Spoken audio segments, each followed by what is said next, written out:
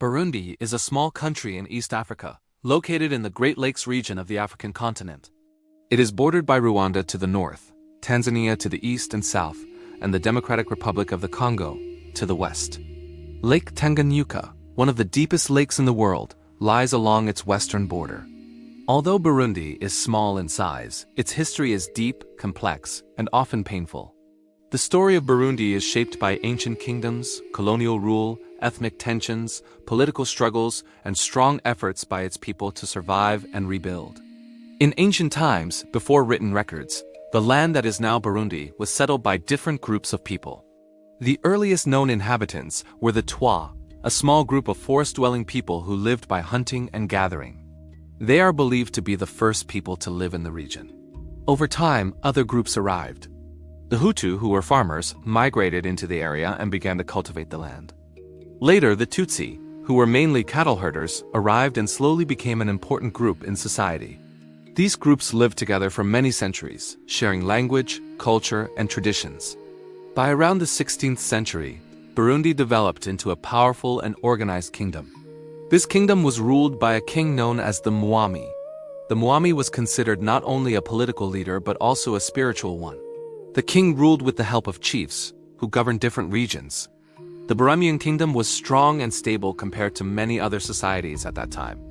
People farmed, raised cattle, traded goods, and lived under a clear system of laws and customs.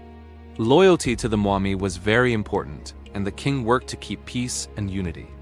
Although the Hutu, Tutsi, and Twa lived under the same kingdom, there were social differences. The Tutsi often held positions of power, especially because cattle were seen as a sign of wealth and honor. The Hutu were mostly farmers, and the Twa often remained on the edges of society. However, these differences were not always rigid. A person could move between groups through marriage or economic success. Most importantly, people saw themselves first as Burundians and subjects of the Mwami, rather than as separate ethnic groups. In the late 19th century, European powers began to divide Africa among themselves. This period is known as the Scramble for Africa. Burundi became involved in this process when Germany claimed control over the region in the 1890s. Burundi, along with Rwanda, became part of Germany's East Africa. The Germans ruled indirectly, meaning they kept the Mwami in power but controlled major decisions. They focused mainly on collecting taxes and maintaining order rather than changing local systems deeply. German rule did not last long. After Germany lost World War I in 1980, its African colonies were taken over by other European powers. Burundi came under Belgian control and became part of a territory called Rwanda-Urundi, which included both modern-day Rwanda and Burundi. Belgium ruled this territory under a mandate from the League of Nations and later under the United Nations. Belgian rule had a much stronger and more damaging effect on Burundian society. The Belgian colonial government introduced new systems that changed Burundi forever. They favored the Tutsi minority over the Hutu majority, especially in education, government jobs, and leadership roles. The Belgians believed wrongly that the Tutsi were more intelligent and closer to Europeans in appearance. They issued identity cards that labeled people as Hutu Tutsi, or Twa. This made ethnic identity fixed and official for the first time, creating deep divisions that did not exist in such a strict form before. Colonial rule also brought forced labor and heavy taxes. Many Burundians were forced to work on roads and plantations under harsh conditions. This caused great suffering and anger among the people. Traditional systems of leadership were weakened, and power became centered in colonial authorities. While missionaries introduced Christianity and Western education, only a small number of people benefited, mostly from the Tutsi elite. This increased inequality and resentment. After World War II, African nationalism began to grow across the continent. People started demanding independence and self-rule. In Burundi, political movements formed and leaders began speaking out against colonialism. One of the most important figures during this time was Prince Louis Rwagasore, the son of the Mwami. He founded a political party called UPRONA, Union for National Progress, which aimed to unite all Burundians regardless of ethnic background and lead the country to independence. In 1962, Burundi gained independence from Belgium and became a sovereign nation. The Mobi King Mwambisa IV remained as head of state, and Prince Rwagasore became the prime minister. Sadly, this hopeful beginning was quickly destroyed. Prince Rwagasore was assassinated just weeks after independence. His death shocked the nation and removed a leader who believed strongly in unity and peace. Many historians believe that his assassination played a major role in Burundi's future instability. After independence, Burundi struggled to find political balance. Ethnic tensions grew as political power became more concentrated among Tutsi elites. The monarchy continued for a few years, but conflicts between political parties and leaders weakened the system. In 1966, the monarchy was abolished after a military coup, and Burundi became a republic. From this point onward, the country experienced frequent military rule and political violence. One of the darkest periods in Burundi's history occurred in 1972. A violent uprising by some Hutu groups was followed by a massive and organized killing of Hutu by the Tutsi-dominated army and government. It is estimated that around 200,000 Hutu were killed during this period.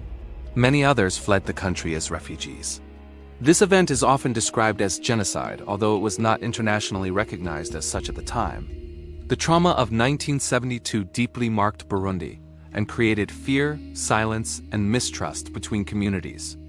Throughout the 1980s, Burundi remained under authoritarian military governments. Although there were periods of relative calm, ethnic violence continued to flare up. In 1988, another violent conflict broke out, resulting in thousands of deaths.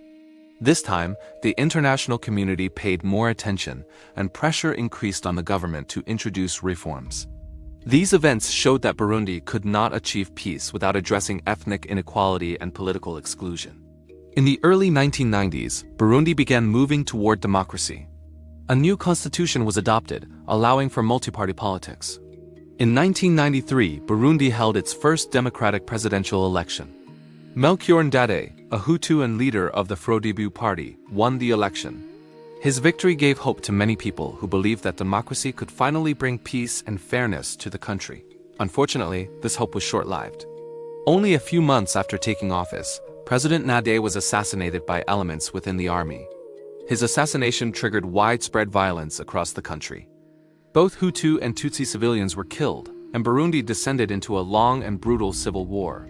This war lasted from 1993 to 2005 and caused the deaths of an estimated 300,000 people.